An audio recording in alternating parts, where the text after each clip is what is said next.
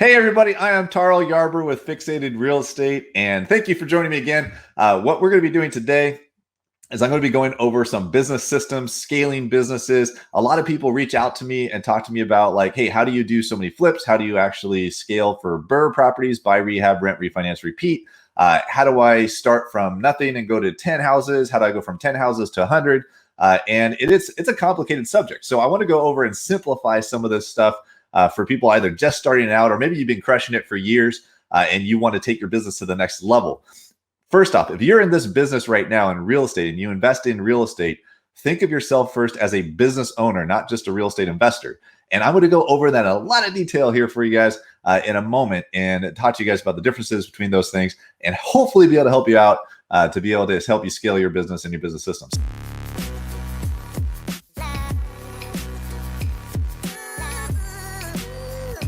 So I'm going to share my screen. I got a fancy PowerPoint for you guys, and you're going to love it. So first off, this is my awesome team. I could not be doing this without them. We actually have a small team. So in my career, we've done a little over 600 flips. I've never had maybe more than 7 people on my team at one time. Right now, we're down to the 4 of us because we like it simple, easy. We also have a few other people that work with us too that are more independent contractors. But this is my superstar team that we work with for the last few years. So most people's businesses, though, when it comes to real estate, look like this. And if this is your business and this is your business system, don't worry.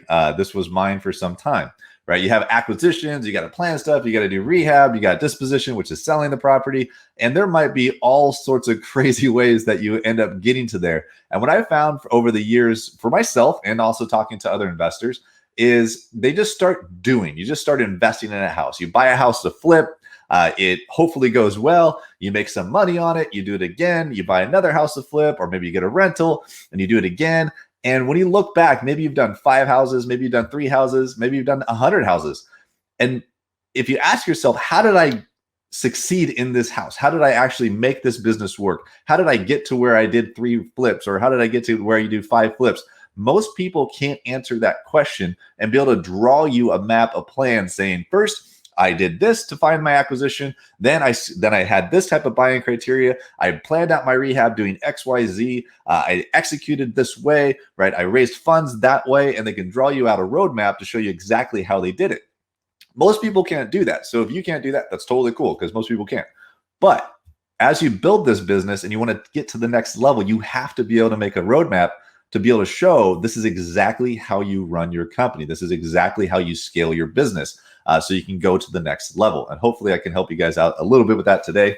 And if you guys have questions throughout this, go ahead, feel free to ask them. If you're watching this later on a replay, ask questions on the comments, and I'll do my best to get back to those and answer those questions for you. So a little bit about me.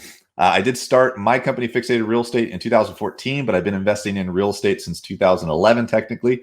And in 2015 to 2017, we did 97 full-term fixed flips in the Seattle market. Most of those were ranging between a $60,000 rehab to a $300,000 rehab. Done $45 million in flips just in the last 3.5 years. And I've been actively focused on the BRRRR strategy, buy, rehab, rent, refinance, repeat, over the last 2.5 years. I'm kind of what you call a recovering house flipper. I've realized that even though we flipped a ton of freaking houses, we actually didn't keep any of them for rentals until the last about 2.5, 3 years. We've been slowly keeping more and more rentals and focusing on the BRRRR strategy. That's another story for another day. But over the years of doing this, we've done a lot of houses, we've screwed up a lot of stuff, and we've learned a lot of lessons. And I want to share with you guys some of those lessons because each lesson and each screw up that I had in our business helped us define and create the systems that we have now in our business. So it's okay to mess this thing up. If you guys actually mess something up in this business, that's great. But you got to learn from it, process it, document it, and we'll go over that too. And everything we do today is because of all the screw ups I'm about to show you right now, so that you guys can hopefully learn from as well. So if you have comments, anything like that, go ahead and let me know. We'll go through it. So that said, here's some of the screw ups we've had. I've had a contractor skip town on me with a $30,000 deposit. I don't know if you guys ever pay deposits for contractors and stuff, but I used to pay 50% deposit for my general contractors that we would hire. And eventually, one time that caught up to us where we gave a $30,000 deposit on a $60,000 rehab. And a week later, the guy left town and we never saw him again, right? We never got that 30 grand back, right? We never able to find the guy. We think he moved to California. But I've been red tagged multiple times on properties back in the day when we used to do houses without permits, right? So if you do a house without a permit, you get a red tag, and it looks like, oops, messed up. And it looks like this. This is where you get a stop work notice on your project, where you show up to it one day and the city said, hey, you've been a bad person. You didn't get a permit for this work. You now are shut down, right? So I've been there, done that. This is actually one of our projects. I took that photo, but that was back in 2015, if you see the date there. I've been shut down by LNI. Now, LNI in the state of Washington is Labor and Industries. I've actually had projects where they show up and they stop the work, maybe because they think something's wrong or whatever it might be. So we've been shut down by LNI too. I've also been, this is a particular house that is a sore subject, where we hired an asbestos abatement company to remove the asbestos out of the siding of the house. However, when they showed up, they tried to strong arm me on some ways to get this massive change order. I told them to leave the property, right? And what do? They call Labor and Industries and tell them that I am doing something illegal on my house. But yet, anyways, long story short on that, I was able to get that all waived. But showing up to your house and seeing like almost like a crime zone or crime scene with like all this like red tape all over, because LNI shows up thinking that you're an evil environmental issue person. But in reality, we called the asbestos company. We hired them out there. They were just jerks. And it all got cleared up. But we've had that happen. I've also been audited by LNI for 3 years. That's a big deal. We once walked into one of our houses, found it fully gutted when it was nearly finished the week before. And what I mean by that is that the house was like almost done. And then we show up one day and the contractor had ripped out everything down to the studs and sheetrock to start over. And we got in a lawsuit with that one. That was a messy situation. That's a long story. If you ask me about it one day, maybe I'll tell you. We've also taken longer than 12 months on a quick flip, right? I don't know if any of you guys have actually flipped a house and thought that it would take you 3 months and it ends up taking you 12 months, right? That happens too. We've had more than one dry basement not be so dry. This is a finished house that you see a bunch of water getting into from the photos. And this is a house that we had just put the sheetrock up. And then you show up one day and the basement's full of water. We live in the Pacific Northwest in the Seattle area. That most of these projects are there. And it's one of those things that it's very difficult buying houses here in the summer if it has a basement, because you don't always know if it was a dry basement or not. So it sucks when you reframe an entire basement out, get sheetrock up, and a bunch of water shows up one day when it starts raining. You got to do something called an interior French drain for that, but that's another thing for another day. This is that same house. And we've also done this. This is a good one. This is a house that we had under contract for the short sale, that when we got it under contract as a short sale, it had a dry basement. And then it sat vacant for 6 months in the short sale. The power got turned off. There's a sub pump in there, and we buy the property. We didn't look at it again until we bought the property, and we show up to the basement and it's got 3.5 feet full of water throughout the whole thing. That was a fun surprise to find when you close on a house and your basement looks like that. So I don't know if anybody else had that issue. This is what an interior French drain. That's what that looks like. Anyways, we've had a $12,000 sewer replacement unplanned found by the buyers. So this is a property that all of a sudden you go to sell a house and the buyers find out that your sewer is messed up because we didn't do what's something called a sewer scope, right? To find out if the sewer was good or not. That's a $12,000 sewer fix because they had to dig down 18 feet into the ground because it was on a hillside. And that's all the shore up and mess up stuff that happened. That was fun. We've also had lots of contractor screw ups. This is one of my favorite photos that we've ever taken, which is we designed a brand new bathroom and the contractor installs a toilet and the door won't close because the toilet's in the way. And that's after we installed everything. So that was a good photo to get from one of my team members. This is a contractor that set the roof on fire when they were doing a torch down roof, and they set the actual house on fire. This is one of my all-time favorite photos ever, where we told a contractor to fix the sheetrock around the plumbing. This is a plumbing for a vanity, and this is plumbing for a toilet. And we told them to go ahead and like box around the plumbing and fix the sheetrock around it. Well, they actually literally boxed around the plumbing. So I thought that was great. This photo was our very first flip we ever did in the state of Washington. And a HVAC contractor comes in to install a brand new furnace. And instead of installing the furnace into a closet, he stuck the furnace out into the hallway and installed it perpendicular to where it actually should be. And you can't close this bathroom door at all because the doorknob hits the furnace and it's sticking all the way out into the hallway. So that was a lesson that I realized that we just can't trust contractors all the time. on this one. But the furnace worked perfectly. It just was installed absolutely wrong in the wrong spot. So good times. We've also did bad designs on our own part. This is a window that's supposed to open. And if you notice, there is a cement blocking that out. It's called a casement window. It opens up this way, right, for egress. And so I'm the one that actually told the contractor to put the cement there at that actual point. So I messed that one up. I'm saying, oh, this is where you should put the cement. We show up and the guy had put it exactly where we told him to put it. And you can't open up the window. It's fantastic. We had to cut it out. This is a little bit more harder to explain, but this is a vanity that we had designed this bathroom. And once we got the plumbing installed, the lighting, electrical, we installed the vanity, and there's this door jamb that jogged out for whatever reason was there, and we can't open up the drawers. 100% our fault. We're the ones that designed the bathroom. And of course, we've also had a house nearly get torn in half. And I had a video for that. I'll show that to you guys another day. But we did do a YouTube video on BiggerPockets YouTube channel that talks specifically about this house that literally started splitting in half on us. And it is, I think it's called like a bad investment deal or something on the BiggerPockets YouTube channel. Check that one out. It's a full it's a nasty one. So why do I show you guys all these mishaps and issues that we have on this property or in our business? Is because each one of these things that went wrong on us, each one of these things that we made a mistake on is a learning lesson that we use to get better and better and better at this business. You can't do this business and not make mistakes. You're going to make mistakes in this business. And if you learn from them and you grow from them, then you're actually going to be able to build a system one day. So what you choose to work on is far more important than how hard you work. That's Tim Ferriss. One of my favorite books I've ever read is called The 4-Hour Workweek that he wrote.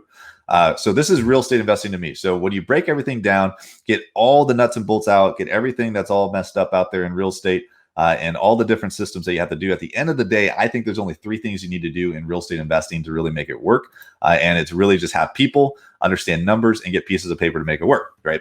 If you simplify everything, the whole message on this presentation is about simplifying everything that you do in this business as much as possible to keep things very simple.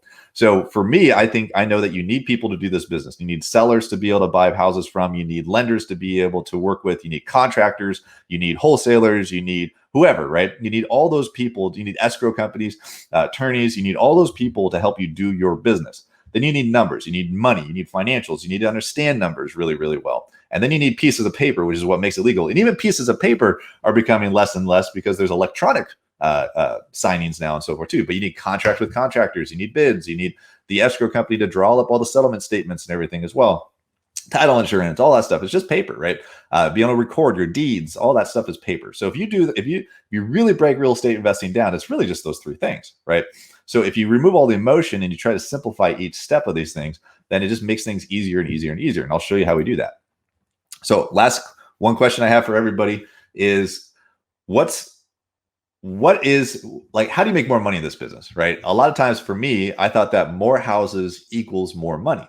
So if I did more houses, if I flipped more properties, if I scaled my business bigger and was able to do 100 houses a year or 150 or whatever, right, a year, I would make a lot more money. But is that always true, right? Now, for those of you guys that have been in this business for a while, you might be answering differently than some people just starting out. For me, I found out in 2017 when I really started ramping up that more houses does not always equal more money. Actually, you can actually make less money doing more houses. So I found out that better systems in our business actually increases our profitability. And the better systems we have also increases the freedom in my life. In 2018 and 2019, when my wife and I really, really, really got good at our systems, we were able to travel 229 days and go on vacation for like half the year because of the systems we were able to create through all these mistakes that we made. So why don't people have systems? That's a good question, right? And if we were doing this live in person, I'd be asking you guys and getting you guys to answer these questions for me. But why don't people have systems, right? Some reasons why people don't have systems is that they don't know how, right? Maybe they don't know where to start. Maybe that it's too complicated. Maybe maybe you've moved forward too fast and it's hard to stop and take a break to be able to look backwards and figure out the systems, right? Because you have to keep moving, right? There's lots of reasons why people don't have any business systems. So going back to this, in order to create a good business system, you can't look at this stuff complicated. You have to keep things simple. So an inefficient business requires time and money, right? An efficient business requires either time or money, right? One or the other. So you either have to put your own time into it or other people's time, or you invest money into it or invest money in people. And so, and you can create system efficiency. So this is kind of an example. So if you go back to all these squiggly little lines everywhere, like to do acquisitions, planning, rehab, disposition, which is your standard process for a fix and flip, for instance, then, and you just get rid of all the weird ass stuff and keep it really simple, right? It's easier said than done, right? This looks all pretty on PowerPoint, but it is actually easier than most people believe. So major pitfalls for growing your business. Most of the time why people mess up growing their business is they do something called the shiny object syndrome. This happens to all of us. I have the shiny object syndrome all the time, right? Everything looks so cool to go do, but you have to be able to put blinders on as much as possible to be able to do this business, to be able to get to the next level, in my opinion, right? So there's no support around you. That's another reason why most people don't do well in this business, is they don't have any support around them. They don't have a team. They haven't been able to bring other people on board. They don't have support from maybe their family and friends. And it's tough. It's really, really tough to do this business by yourself. They do too much too fast. This is probably, in my opinion, the number one mistake most investors make when they start to want to scale. They do one flip really well, so they buy another. They do the second one really, really well, and they go, cool, let's buy 6, right? And they buy 6 at once, but they had no systems to be able to do what they do, and they mess up all 6. Or they buy lots of rentals, or they run out of cash really fast, or they buy a bigger project that they shouldn't have ever bought to begin with, right? And they just move fast way too quickly, and they don't reflect on how they got where they are. They're doing it alone, DIY, right? It's better to do it yourself, right? You make more money if you do it yourself, right? No, you don't. Poor leadership and delegation. Maybe you start building a team, but you don't know how to communicate to your team to do what they need to do. It's a challenge, right? Leadership is a big issue in this business, and being able to delegate. Most of us get in this business by ourselves, and we're used to doing things on our own. And once you start adding people to the team, right, we just assume that they should know what they're doing, which that's not always the case. So having systems helps you delegate and create better leadership. Not knowing where you are now, so you kind of get a head in the sand. So this is a symptom of where it's just moving forward, but not actually paying attention to the map that you're on, and knowing your financials really, really well, being able to look yourself in the mirror, knowing that if you messed a property up, what did you actually do to mess that thing up, so you can learn from it. Those are all things that could be done. So where do you start? First, what is your outcome? So this is what we do. This is what I do all the time. Anytime that we want to create a new business, go into a new venture, I focus very heavily on what is our outcome. And this comes with our system, because that's going to create it. So how do I want to earn my income on that job, on that business, right? How much time do I want to put into it, right? What do I want to actually work on? So maybe and I'm just going to use flips because it's easy. But if we look at a project, we go like, okay, how are we going to actually earn money on this flip, right? We're going to want to earn X amount of dollars to it, right? We're going to want to be able to make a certain amount of profitability on it. Cool. How much time do we want to put into it? Do we want this to be a 3-month project, a 12-month project? How much time do I want to put into it personally? Do I want to be at that project every single day for 40 hours a week working on it myself? Or would I rather work on it 4 hours a week, or 4 hours for the entire project, and have other people do the rest of the work? Those are two different systems. If you like physically working on the job, that's a different system than somebody like me that does not like working on the job and would rather have other people do it. So know which way you want. What do you personally want to work on, right? For me, I want to be able to network. I want to be able to raise capital, and I want to be able to find better people than me to help me do this business, right? Maybe you personally want to work on acquisitions. Maybe you personally want to work on the financials. Maybe you want to physically work on the job. So what do you actually want to do on it? So when you figure all that stuff out, those 3 things, in my opinion, what do you want to make, right? How much time do you want to actually put into it? And what do you actually want to work on yourself? Then you can start backing out and building a system around that. These are 3 books I recommend to everybody if they ever want to get in a position where they can build out a system for their business more effectively. I recommend these 3 books big time, especially for this business. That's what I've done. 4-Hour Work Week will teach you how to work effectively, right? Don't get too much in the realm of that book about how you have a lifestyle, about how you sit there, travel the world, that kind of stuff, which is all great things. More importantly on that book is focus on what Tim talks about when it comes to getting the most you can get out of people, yourself, and work super effectively, right? That's what that real book is about, so that you can get 40 hours of work done in 4 hours, kind of a thing, right? When you're really effective on it. So you condense time. The One Thing by Gary Keller, amazing freaking book. It teaches you really, really, really well how to like really chunk stuff down to where you go like, this is the most important task that we need to be doing right now. And the Checklist Manifesto by Atul Gawande, he is a heart surgeon, or sorry, he's a surgeon that wrote a great book on basically how to take complicated systems and turn them into very simple checklists, which is what we do every day in our business. So I recommend those 3 books all day. And if you read them, let me know. So write out everything you do and what you do in your business. This is what I like to do. And then from there, chunk down what you actually want to work on. So here's a standard process. If you take a typical flip, a typical development, typical whatever, right? This is all the components that I can think of, the 9 big components on an investment process, right? For this business. You got marketing and acquisitions, which you got to find a way to be able to, you got to find the property, find the deal. There's lots of ways to do that. And there's lots of people on BiggerPockets to help you figure that out. You got to analyze the property once it shows up. Okay, so this, and each one of these has a different component. Funding, purchase, you got to actually close. Planning and design, if it's a flip or a development or a rental, whatever you got to do there. Contractors, get them going. Rehab management, make sure the rehab gets done. Bookkeeping, that's your financials, extremely important. A lot of people miss that part. And then you have to basically do your disposition, which is going to be either listing it, refinancing it, renting it, whatever it is, to be able to finish the project up and then move on. Now, if you're keeping it, then you also have property management and things continue to go on as a project. If you sell it, it's gone, and you move on and weigh your money and go for it, right?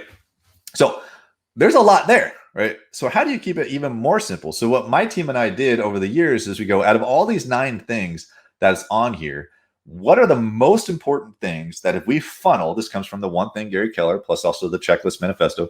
If we funnel those things through and we really bunch them in and say, what are the most biggest components for us in our business that we need to simplify and focus on the most in order to accomplish all these things? So for us, I'll show you that in a minute, right? I thought it was the next slide. So you got to ask yourself, if it were simple, what would it look like, right? So that's what we did. We said, what if it was simple, what would it look like? So out of those 9 components, it comes back. This is my entire business process is we've chunked in property walk analysis. We don't worry about marketing because we have other people. We just use wholesalers and we network a ton for other people to find the marketing for us.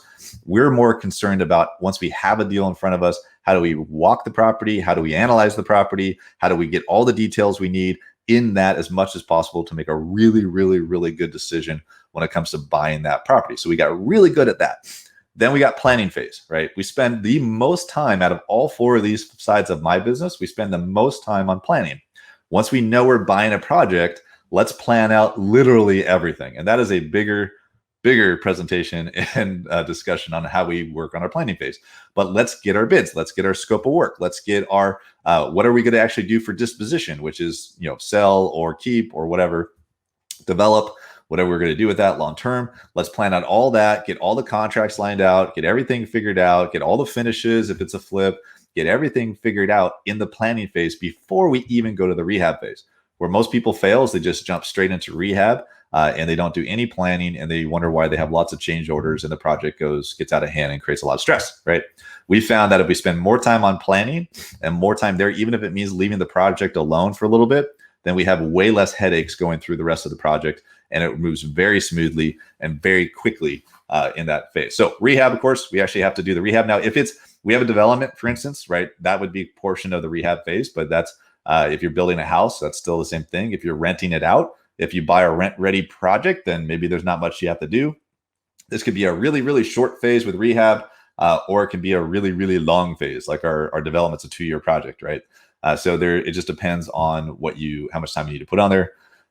Now, how much time you personally put in there is another question, right? Me on the rehab phase, I got very little time I got to be putting into it. Most of my time I put into this system is in planning, right? So that's where I put a lot of my time. I'm involved in that. I have other people that worry about the property walk analysis. I have other people that worry about the rehab for the most part. And I put my time into planning so that way the rest of the project executes.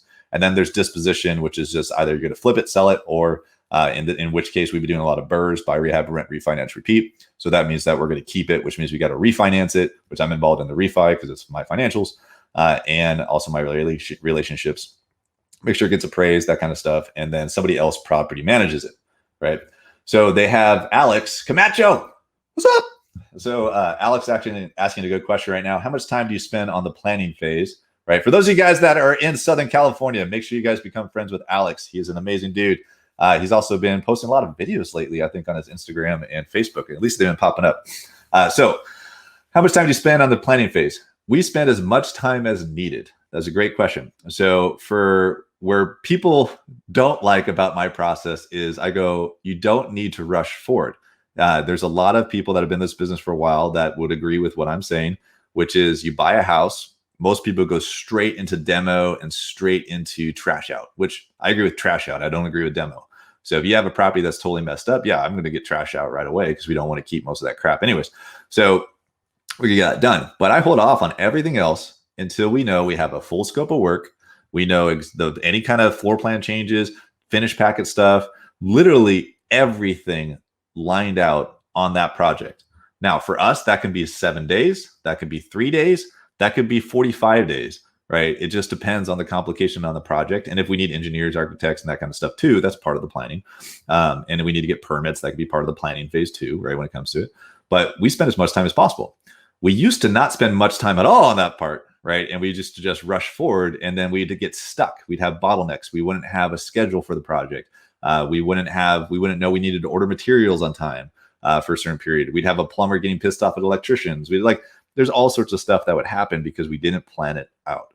So I would rather sit on a house for 30 days, 45 days, 60 days than just rush into it, right? And I'll still probably get the house done faster than other people because we spent that time on the planning phase. And that comes from personal experience. That's not me just like saying it. That's actually from years of screwing this thing up and learning that. So we don't need this question to pop up, but do we have a separate slide speaking about the planning phase? That is a huge presentation, right? And there may be a future live. I'm going to go super in detail on the planning portion of it, or at least do a YouTube channel version of it for BiggerPockets. So there is definitely meat and potatoes there quite a bit. I touch on it though here in a second.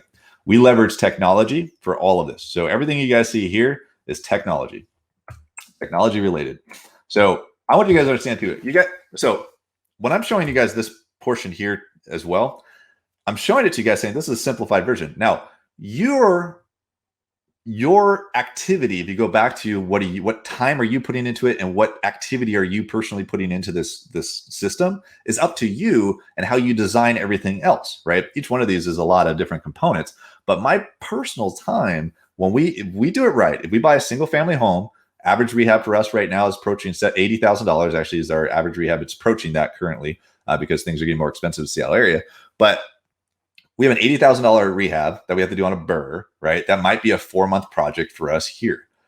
My personal time that I have into that 4 months might be somewhere between 4 hours to 8 hours total over 4 months where I'm actually involved in the project.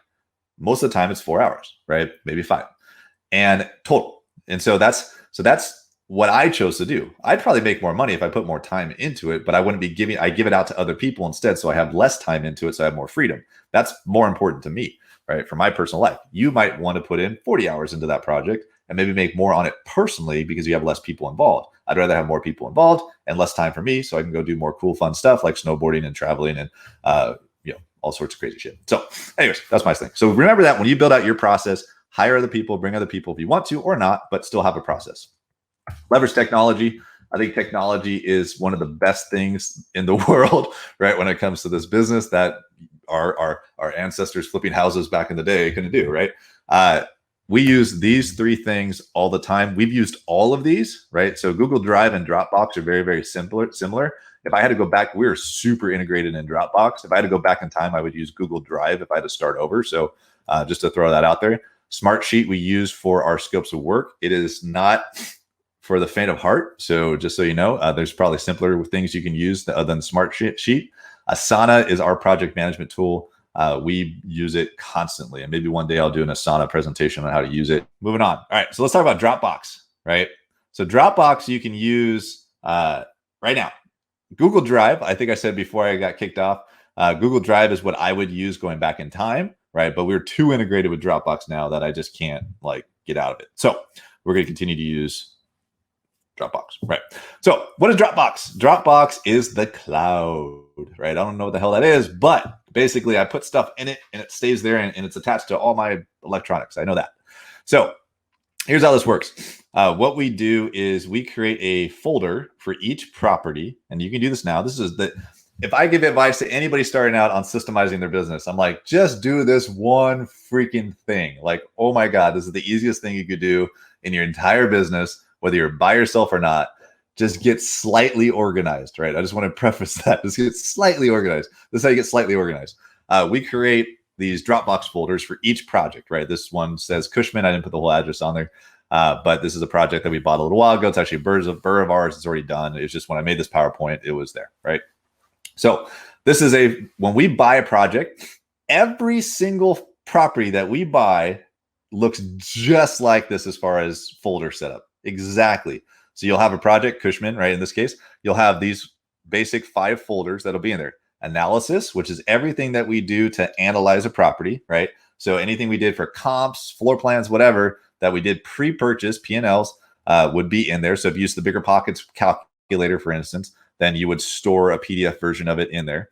We take before photos, and we take a ton of before photos. So how do I look at a property and spend very little time on it without physically having to go to it? Well, it's easy, right? We take a ton of photos, right? So I have whoever's going to go drive the property take 100 to 200 photos of the project in a certain way. So that way I could be from my phone anywhere in the world at any time and analyze a property with photos without having to physically go look at it. The purchase, anything that happens when it comes to purchasing property. Rehab is another folder we'll show you in a minute.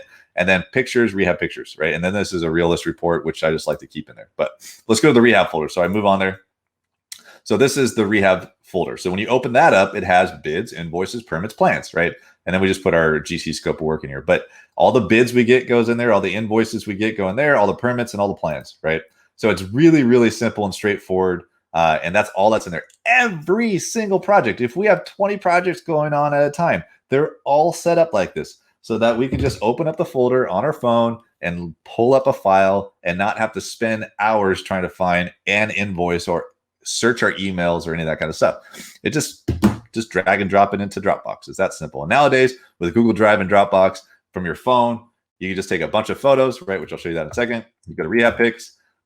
We drive our properties weekly. So you'll see the way that we label these is pretty straightforward. We do the date, whatever's going on at the project at that time, and then who took the photo, right? And when they open it up, in this case, this was 2/13/19 paint. Nate took the photo. So there is 98 photos of this house on 2/13/19, right? I can get in a whole debate why we take so many photos of a house, but I'll tell you the number one reason why we do it is so that I don't have to go see it. I didn't take the photos. Somebody else did, right? So how am I going to know if the project's doing well, if I'm curious, if I'm on the beach in the Caribbean or whatever, and not go to the project, right? Well, somebody takes 98 photos of them, of the house, in a certain way, which we do the exterior first, and then it goes to the interior. Then I could just scroll through the phone and see it, and somebody else took it. How many people in your market, right, in your area, that if you had a project happening right now, a flip, that if you just went on BiggerPockets or went on wherever, Facebook, or went to a meeting or networking meeting or whatever, and said, hey, is there any striving investors here that would love to drive my project once a week and take some photos? You'd have so many people that would do that for you for free because they're just really interested in the rehab project and they would love to learn, right? So our team internally takes them. We have people that do it for us too if we want. But in reality, if you just put it out there, you're like, well, I don't want to drive my project every week. Well, don't. Go get somebody else to do it for you. They'll do it for free. Trust me, because they just want to see it. And then you make them put it into a Dropbox folder for you so you can see the project if you want to really systemize it. So but going back, I just want to reemphasize, this is just folders. That's all it is, right? All you got to do is get in the habit of just throwing stuff in there when you get it. My favorite thing to ask investors is show me a photo of the house that you just did. And they have to pull up their phone, right? And they have to scroll for like 2 hours to find the photos of the house that they just did because it's not organized, right? For us, we just go in the folder and take a picture. Now, I am going to specify this on this particular system. This has saved me from contractor lawsuits, from time, energy, effort issues, from coordinating subs. This has saved us so much time, money, effort, energy because we do something as simple as taking photos and putting them in folders, right? I'll give you one example and one example only. Earlier, I had mentioned on my screw ups that we had showed up to a project that the project was completely finished. And then we show up to it one day, it got gutted down to the studs, right? The contractor at that job basically gutted the whole thing. Sorry, gutted the whole thing. And we had photos showing that the reasoning for it was because there was a small roof leak, a very small roof leak on the house that was doing like a pin chop type of drip. A little bit of sheetrock damage on the ceiling, not much, right? Roof leak.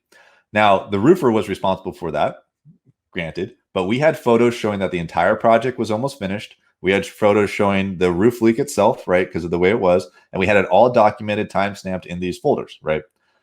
What happened was that general contractor was a crook, and he basically called ServPro, which is a mediation company, water mediation company, that came out, and he told them there's water damage on the property, gut the house. So ServPro comes in, he pays them, and they gut the entire house down to the studs, right? Just because of a small roof leak, very small roof leak. Well, we had that all documented. We had all those photos. We sued the crap out of this freaking contractor. He tells us, like saying, going, hey, here's my bid to finish it back up. Just call your homeowner's insurance since it was a roof leak. And when you get the insurance money, just, you hire me again and I'll fix it back up. Thinking that like, we're cool with this because we were out-of-state investors. No, we had photos. This was out of state. We had photos of all this type of stuff. So because of that, we went to court, sued his ass. We won, got a judgment, blah, blah, blah, right? The guy's criminal. But the only reason why we were able to do that was because we had photos, right? So that's an extreme example. Hopefully that never happens to you. A really simple example is that you rewire a house with electrical and the drywallers come in and they cover a couple electrical outlets. That happens. That actually happens regularly. So you don't know where the electrical outlets are. Neither does your electrician for whatever reason, right? Bad electrician if he doesn't know where they are. And they're trying to figure that out. Well, back in the day, my electrician would just start cutting sheetrock to try to find their freaking outlets. And now you got a bunch of damage. Instead, we have photos of where the outlets were before the sheetrock went up, and we just forward the photos to the electrician or the drywaller, and they find them without cutting a bunch of freaking drywall everywhere, right? Really, really simple stuff like that you can do too. So take photos, store them on your Dropbox, use your Google Drive, and your life will be easier, especially if you want to travel the world. So overwhelm. Yes, we can all experience overwhelm, and I'm wrapping up here. So we can get kind of confused when we start going on to the how. We're asking that question all the time. How do I do this? How do I make this business better? How do I get systems? How do I, work 4 hours on a project that takes 5 months to do and have no stress whatsoever on it? Like, how do I get to that point?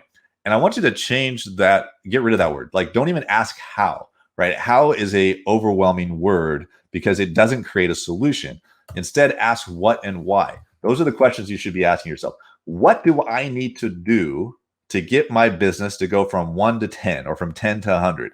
What are the steps I need to take? And why the hell do I even want to do any of that stuff? Because trust me, I got friends that might be listening to this right now that go like, don't do 100 houses a year. That shit sucks, right? So but you have to have a reason, a why. Why do you want to do that? Why do you want to have rentals? Why do you want to do BRRRR? Why do you want to do? And once you have that why, that reason to even just do it to begin with, then you can start figuring out the what. What step do I need to take? And then you'll start coming up with solutions. Or at least action steps, or the next step of what it is. It might be the what might be, I need to watch more videos like this. I need to go network more. I need to go on BiggerPockets more. I need to go to whatever, right? The conventions that are out there. Why? Because you want to weigh your money instead of count it, right? Maybe you want more freedom in your life to be able to travel like us, right? So maybe you just hate your job, right? Or maybe you just want to have extra supplemental income for your retirement. All those things are great reasons. But that's the motivation that allows you to figure out the what and step forward. Okay, hope that helps. So last little things, and then I'm done, I promise. So chunk it down and simplify. Complicated does not get done. If you overcomplicate this thing, you're not going to do it and your team won't do it. License to grow is letting go. That's one of my favorite phrases, which is let's let it go. Let other people do what they're supposed to go do. Pay people to do what they're supposed to do as you grow your business, or partner with people, and it just makes things easier. What are the things that others could be doing better or at least equal to me, and do it right? For me, my superpower is networking. I'm going to go network and meet people. If I'm not doing that, I'm hurting my business. So I have to let other people do the things I suck at, which I suck at finishes, and we do some amazing houses. But if I had to pick out the finishes, everything would be gray and everything would be bland because I don't see color that well. So I'm the wrong person for that. And I don't care about faucets and flooring. So you can't manage something you do not measure. So you have to have measurements for this. whatever that system is. So you know if you're doing it right or not. No value in just knowing the numbers. You have to actually have the value is knowing what to do with the numbers, right? The actual numbers themselves. So you might know, okay, I made $36,000 on a flip. Cool. You know the number. The value is, why did you make $36,000 on that flip, right? Or my rehab ended up being $72,000. Great. You know the number, but why was your rehab $72,000? And was that a good thing, a bad thing? Was that over budget, under budget? What caused those situations? And be able to analyze all that stuff so that you can grow yourself as an individual and also as a business and get better and better and better. This is not easy, guys. Just want to throw that out there, right? Money and systems do not respond well to emotional decisions. And I want to leave on that. Money responds to a plan, right? I have only lost money, real money. I lost $86,000 on one house, one project. And I lost like $5,000 on another, 10 on another, which were like out of my hand on some stuff. But the $86,000 loss on one house, trust me, when I look back on that, it was pure emotion that screwed that thing up. It was the only project, for whatever reason, I didn't take my own advice. And money was not responding well to that emotion. Just trust me on that house. And maybe I should do a whole presentation on that screw up. And then you get what you tolerate. So that's it. That's all I got for you guys. I can answer some questions if you want. If you guys want to get a hold of me, at Tarl Yarber on Instagram. That is one of my emails, the ones that I give out at least, at Fixated Events. And of course, you can follow my company on Fixated RE on Facebook and also on Instagram as well. And we do this stuff for BiggerPockets. I try to do this every Wednesday. I was off a couple weeks, and then we also do plenty of YouTube videos for BP2, so check that out. Other than that, all right, guys, if you have questions, put them in the comments. I will answer them best I can later in the future. Talk to you guys later. Bye.